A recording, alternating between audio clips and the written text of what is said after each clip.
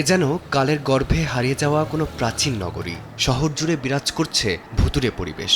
সড়কবাতি নিভে যাওয়ায় অন্ধকারাচ্ছন্ন সড়কে চাঁদের আলো আর গাড়ির হেডলাইটই এখন একমাত্র ভরসা। এ চিত্র কিউবার রাজধানী হাভানার।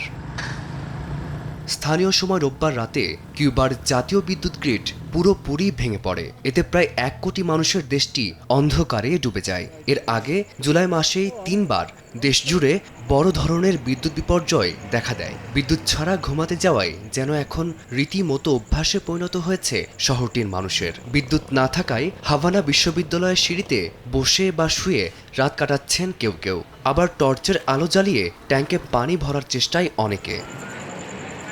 ক্ষোভ আর হতাশায় দিন যাপন করছেন স্থানীয় বাসিন্দারা। তাদের অভিযোগ, বারবার একই পরিস্থিতির মুখোমুখি হতে হতে মানুষ ক্লান্ত। অনেকেই ভাবছেন দেশ ছাড়ার কথা।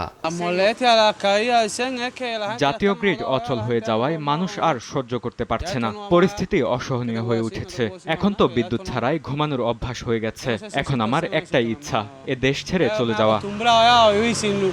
বিশ্লেষকদের মতে যুক্তরাষ্ট্রের তেল অবরোধ, জ্বালানি আমদানির সংকট এবং পুরনো বিদ্যুৎ অবকাঠামোর ওপর বাড়তি চাপেই কিউবার বিদ্যুৎ ব্যবস্থা এখন চরম সংকটে।